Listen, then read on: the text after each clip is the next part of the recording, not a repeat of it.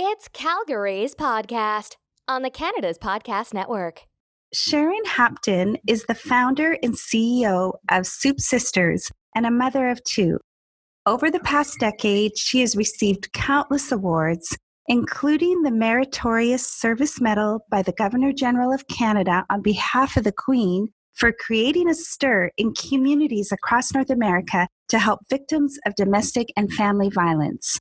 In the past 9 years, Soup Sisters and Broth Brothers have grown to 26 cities across Canada and launched in the U.S.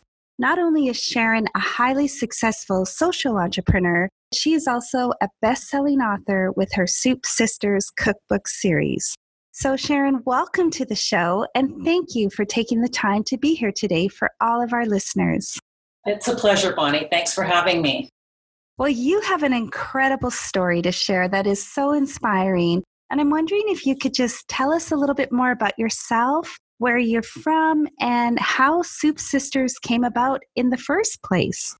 Sure. I would love to tell you the story. I'm from Calgary. I'm born and raised in Calgary, and I started Soup Sisters in Calgary. Well, actually almost 10 years ago. March 3rd will be 10 years. So I launched it in Calgary on March 3rd, 2009. And the reason I have such clarity on that date is because it was my birthday, and I was celebrating a milestone birthday that I always just tell people ended in a zero, which means my next zero is coming up real soon here. But I invited 30 girlfriends to a soup-making birthday party, and I held it at a commercial kitchen here in Calgary. And that night, we made about 300 servings of fresh and delicious, beautiful soup that was delivered the very next day to the Calgary Women's Emergency Shelter. And from that moment on, I knew that I had a very simple mandate, and that was to nurture and nourish women and children fleeing family violence and domestic abuse with the very simple and tangible gift of soup. Well, Sharon, I'm curious, did you know anything about what we would now call social entrepreneurship when you started making your soup 10 years ago? Or did you have a background in business or anything that helped to get you started? I had a background in business. I've always been in business, but I have to say, even 10 years ago, social enterprise was like the new word. It was like new terminology, and people started saying to me, "Oh my God, you've created this social enterprise." And I thought, I just have to look that up. Like, what have I done here that, makes me a social enterprise? And I found that the meaning was so broad. I think the most important part of it is I understood that a social enterprise was a cause-driven business. And, we are a nonprofit organization. So it was never my intention to make a lot of money. I as a nonprofit, that's never your goal. But it was my intention to bring community people together, to mobilize community people, to come together for soup making events that would yield, hundreds of liters of what we call a hug in a bowl.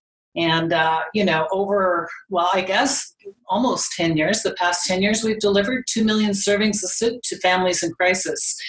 And I've learned so much from a business perspective, from a social enterprise perspective, from a people perspective. There's just so much information that I've garnered and understood over the years.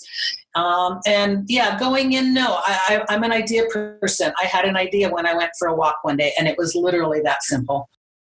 My kids had both left home that year for university, and I often say I was faced for the first time with the nurture void, and I call it a giant nurture void. So I needed something really big to fill that with. This is what happened.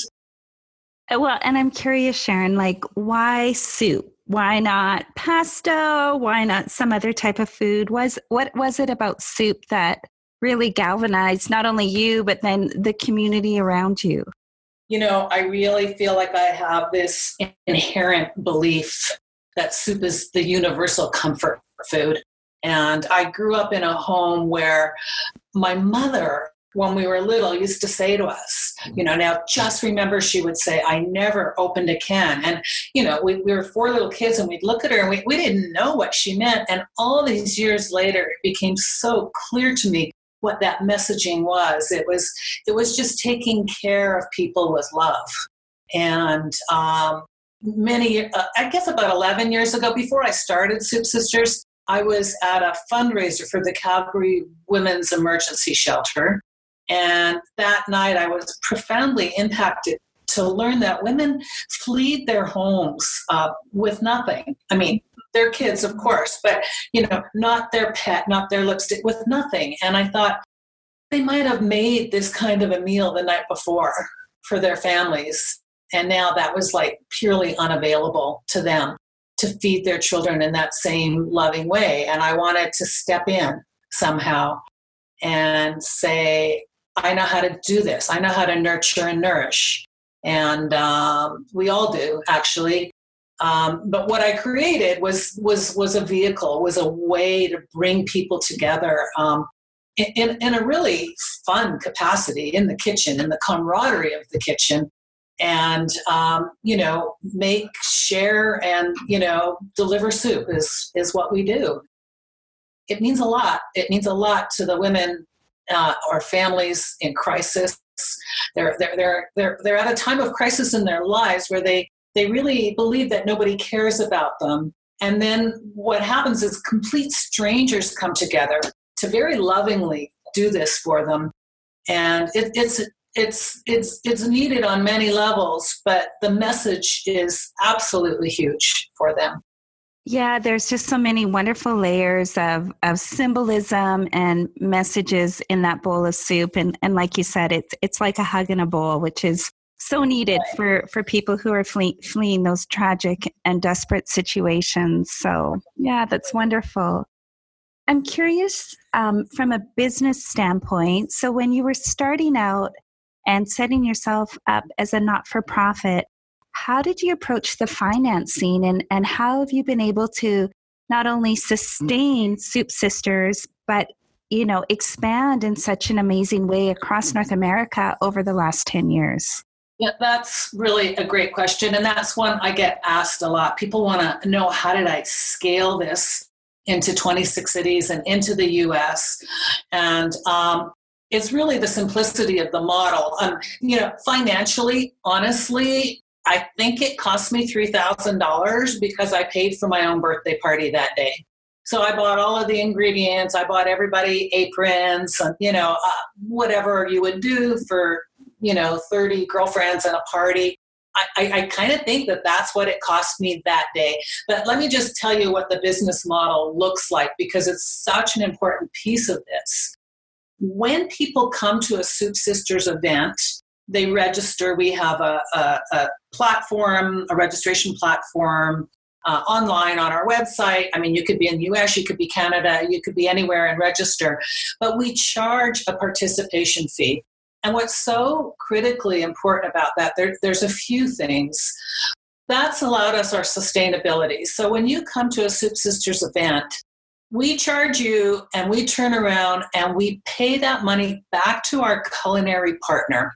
So we don't have our own giant kitchen facility. In fact, we don't even have an office, we all work remotely across the country. I'm sitting in my home office right now, and this is where I spend most days and long hours.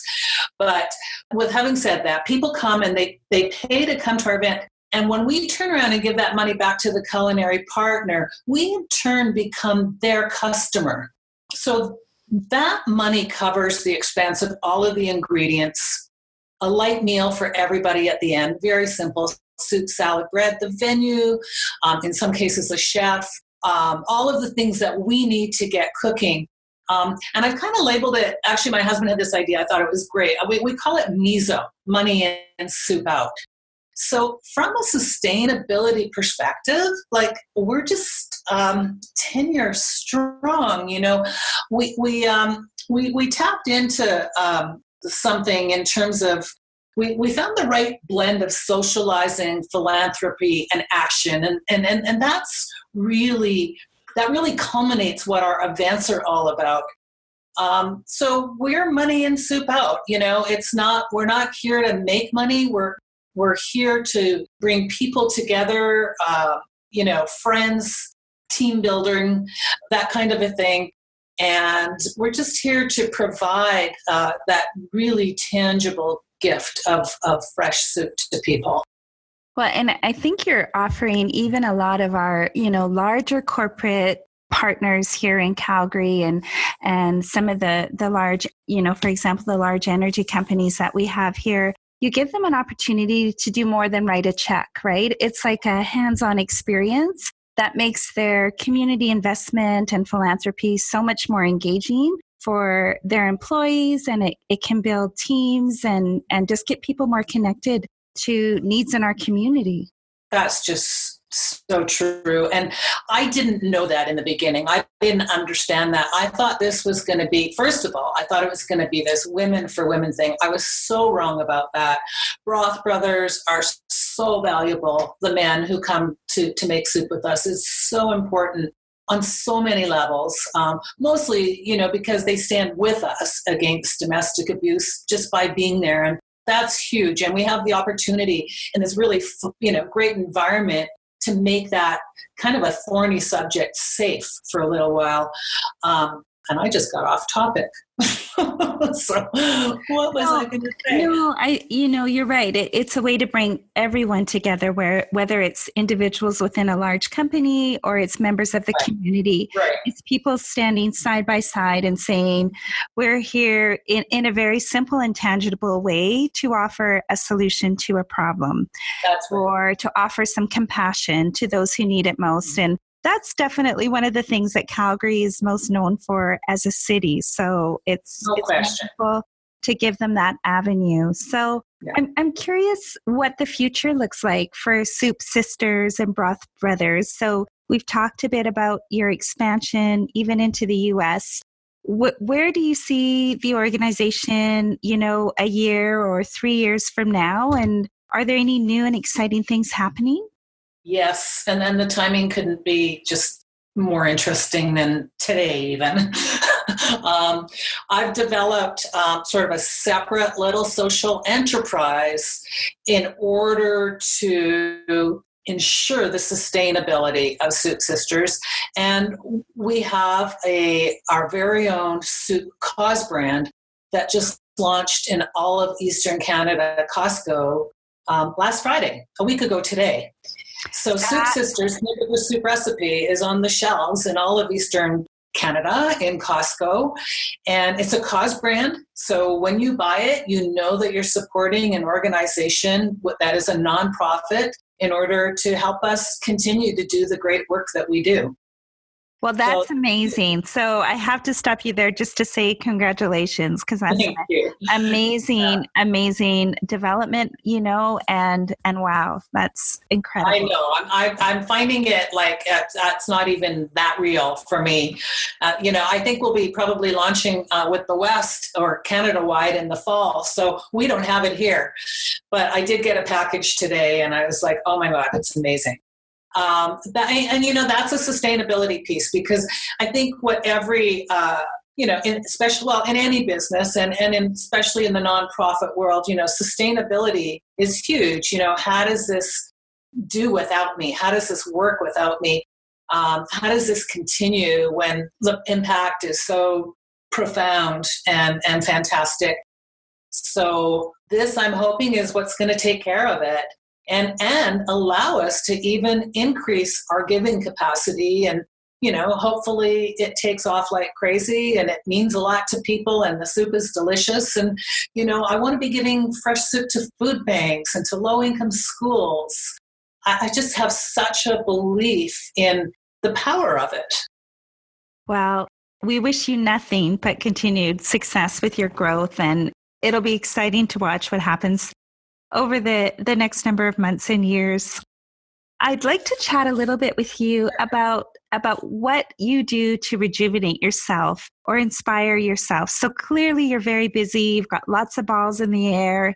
and wondering, do you have a favorite place where you like to go in Calgary to either relax and rejuvenate, or even get inspired for new ideas and with new creativity for your business?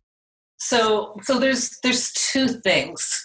I really get inspired in the shower, which is so odd. And the funny thing about it, my sister will say, "Don't take a shower. I mean, all your ideas come in the shower. Stop having ideas." But I'm very relaxed in the shower, and I do get a lot of clarity. And it's just a great place for me, as odd as that sounds.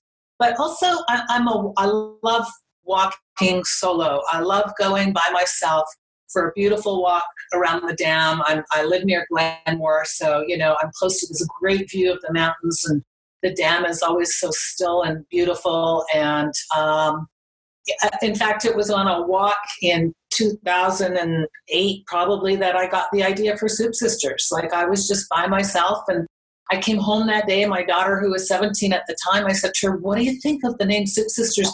She said, "Oh, Mom, that's the corniest thing I've ever heard." And now she's, one of my best volunteers in Toronto. So anyway, that's how I rejuvenate. I think alone time, and yet there's a real fine line with alone time too when you're the founder of a large organization. So it's a fine line, but outdoors, nature, that just always feels fantastic to me. And how do you start your days? Do you talk about inspiration when you're in the shower, but do you have like a special morning routine that helps you to kind of get motivated for the day and get you into the flow for everything that you need to tackle? Well, I think because I work out of my home, like the Soup Sisters office, like some people think I'm on the 50th floor of a building. I'm not. I'm like downstairs from my bedroom. So, my day never starts in any kind of a monumental way. I come into my office and, put my glasses on so I can see my computer and see what's going on, see who needs me. I have about 200 volunteers across the country. We have 2.5 staff running this whole thing. So I just see where I'm needed. And lots of times, too, I have to get up and write things down because I've had thoughts, probably keeping me up in the nighttime that I need to, get out of my head and onto paper. Right, right. And are you a reader, Sharon? Are there any books that you're reading right now or that you have read in the past that really have resonated with you and have helped you build your business? I would say that, I find it hard to settle down sometimes, to calm down enough to read a big book or something. I mean, I'd love to. It's on my list for 2019. So I read smaller things that are of interest, that are pertinent probably to what I'm doing. Right now I'm reading, oddly enough, because we mentioned him a little earlier, Trust by our former governor, David Johnston. I have an immense admiration for him. I've made soup with him a few times. I received an award from him. He's just one of the most genuine, kindest people. And he's just published a book called Trust, 20 Ways to Build a Better Country. And I just find he's that person that he's fatherly, and he's, hugely intelligent, and he's just kind. I was in Ottawa for a Soup Sisters Volunteer Week, National Volunteer Week, and he walked around the room and he shook hands with every one of my volunteers, and he knew them by name the moment he did that, and he remembered it. He's just amazing. So what I'm reading right now is his book, and of course I'm loving it because I kind of, just feed off of everything he says. Well, and I would imagine so many of the nuggets of wisdom that he's sharing, it may be in the context of building a country, but it very much can be applied to building a business as well. Oh, yeah. Yeah. I mean, one of the great things he says about trust is that it is slow to build and quick to destroy. I mean, that's just so true, isn't it? Yeah, absolutely. Yeah.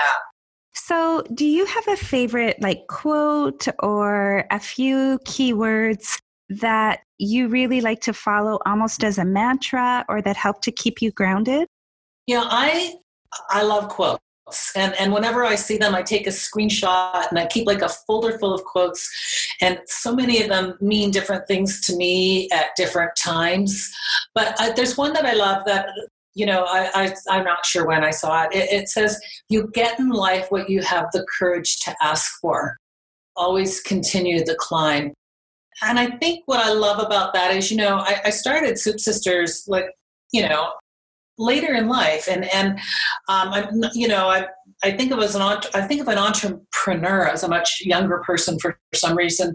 But one of the things that I've really learned about being in this really special place I'm at is that I'm at an age, I think it's an age, where I don't fear failure. And as important, I don't fear success either. I'm ready to put into it what needs to make it happen.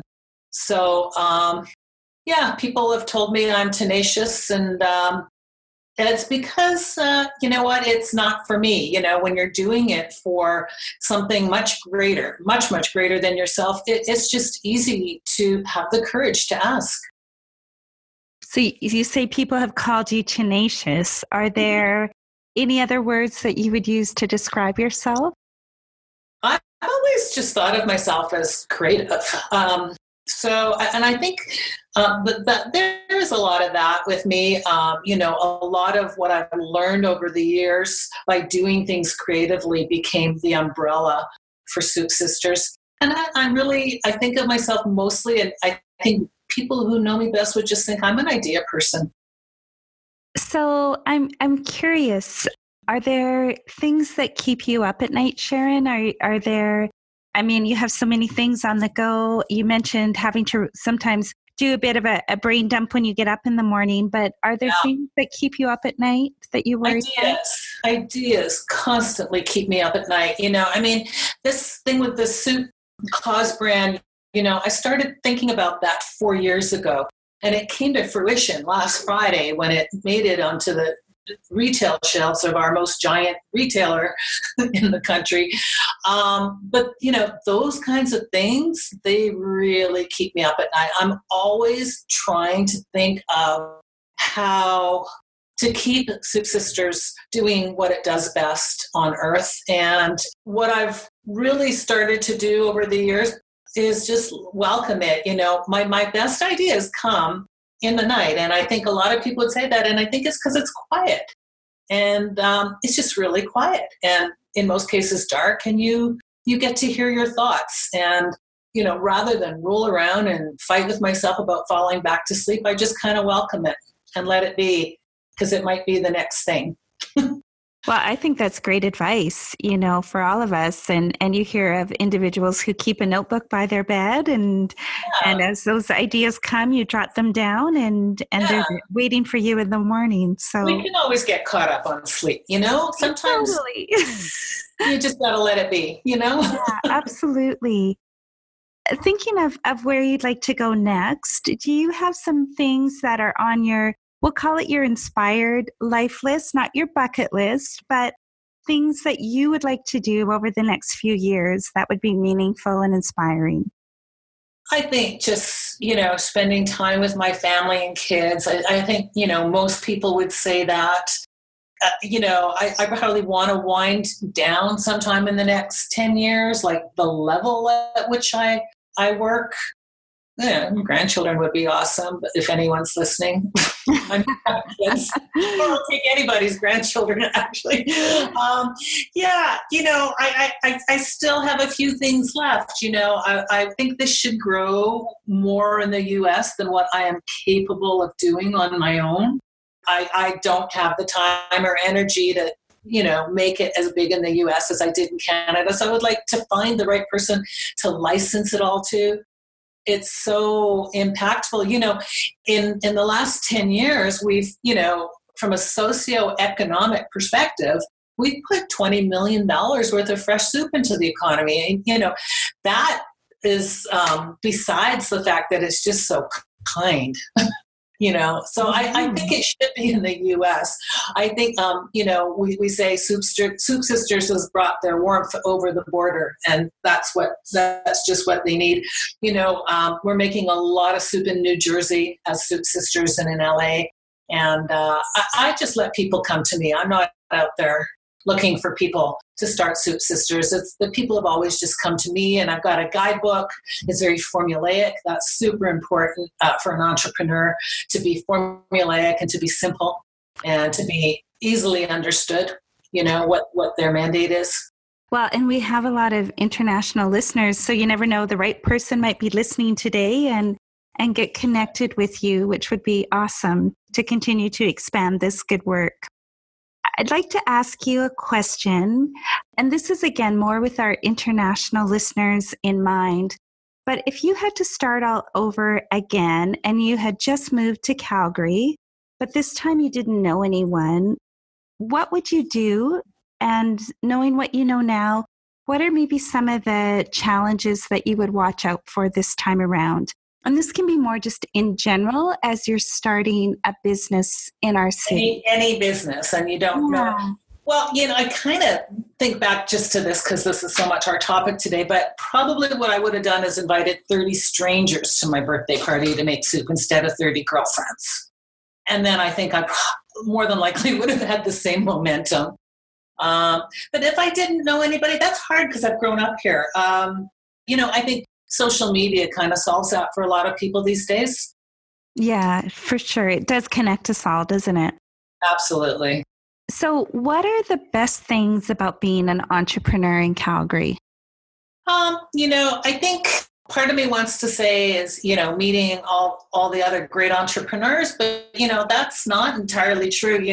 I think entrepreneurs, if they're doing a really good job, I think they have their head down, and I feel that way right now. I feel like I need to look up and see what's going on around me and become more integrated into the entrepreneurial community.